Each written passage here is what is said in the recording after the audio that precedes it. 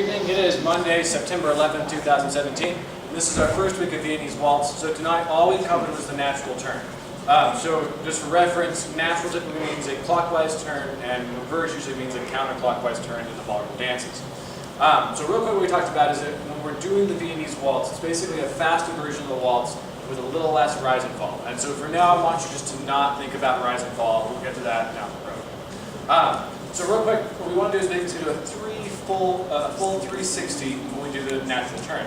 Now what I want you to think about is on the forward half of the natural turn, you're going to be taking large forward steps. And on the back half, you're going to take small steps and you're going to get out of the way. Right? And in general, think about this as a linear dance versus a circular dance, and that'll help keep you on track. So when I do the natural turn, it's the same for both the leads and the follows. They'll just change the order of who's doing the back half and who's doing the front half. So to start with the forward half of the natural turn, we'll have our weight on our left foot.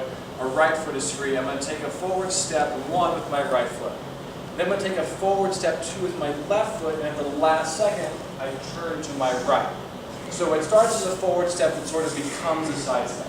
I don't want you to think about a side step because you'll tend to want to swing around and do something like that, right? And that's going to make me lose momentum.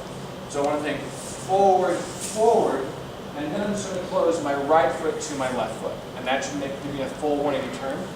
Now, that was the forward half, so now my partner's going to do the exact same thing, so I have to get out of their way. So I'm going to start with a small back step with my left foot, and it's going to curve out of the way at the last second, right? So I'm going to have 4.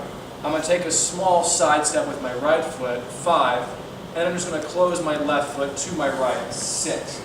And that'll finish my turn. So altogether, what that's going to look like is 1, 2, 3, 4, 5, 6. So you notice I got a lot of movement on the first part, not so much on the second part.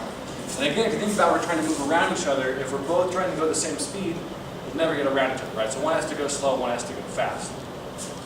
Other things to think about is making sure my head is up, because if my body's in alignment, it's very easy to make these turns.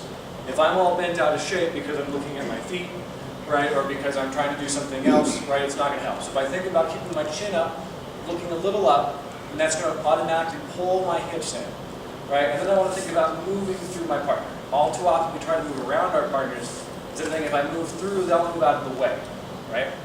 Other than that, all I'm going to do is just keep my frame as still as possible and just let my abs absorb that rotation and let my feet do their action. I'm going to borrow you real quick, so to show you what it looks like all together. Good. I'm going to go into full frame here. Again, my hand is nice and high up on her back. Right, I'm well connected with her. I'm starting here. She's into the back half first and the forward half as I move through. 1, 2, 3, 4, 5, 6. And we can repeat that over and over and over again. You'll notice too, we go around the room in a counterclockwise fashion, so as you do these natural turns, you can sometimes underturn it, and that will let you get all the way around the room. And that was it for tonight. We'll see you next week. Thank you very much.